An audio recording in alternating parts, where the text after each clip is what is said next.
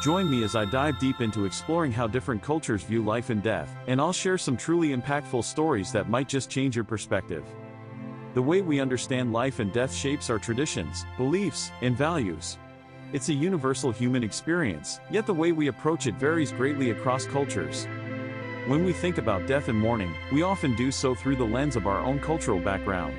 But the truth is, cultural differences have a profound impact on how we experience and understand death. In some cultures, death is seen as a natural part of life, something to be celebrated and honored. In others, it's a taboo topic, shrouded in fear and uncertainty. Understanding these differences is crucial if we want to truly connect with people from diverse backgrounds. It's not just about language barriers or geographic distances. Cultural differences can be deeply ingrained, affecting even the most intimate aspects of our lives. For example, the way we grieve, the rituals we perform, and the emotions we associate with death can be vastly different from one culture to another.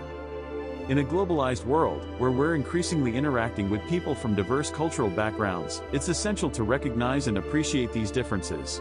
By doing so, we can foster greater empathy, understanding, and respect for one another. In Mexico, the Day of the Dead is a vibrant celebration, honoring the lives of loved ones who have passed on.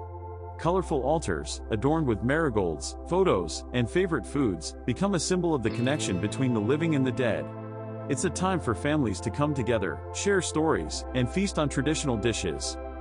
Meanwhile, in Tibet, the sky burial is a centuries-old tradition, where the deceased is dismembered and left on a mountaintop to be consumed by vultures.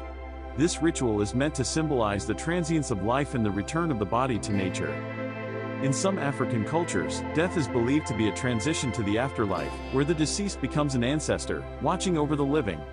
In these cultures, the funeral is a time of great celebration, with music, dance, and feasting, as the community comes together to honor the life of the deceased. In many indigenous cultures around the world, death is seen as an integral part of the cycle of life, where the spirits of the dead continue to play an active role in the lives of their loved ones. I remember a story about a mother who, after losing her child, began to visit her grave every day, not to mourn, but to celebrate her life. She'd bring flowers, food, and candles, and speak to her child as if she were still with her. This poignant ritual was her way of keeping her child's memory alive, and finding solace in the connection they still shared. This mother's story speaks to the deep connection between life and death, a connection that transcends cultural boundaries. It reminds us that, despite our differences, we're all united in our experiences of love, loss, and longing. As we explore the diverse ways cultures deal with life and death, we begin to appreciate the richness and beauty of these practices.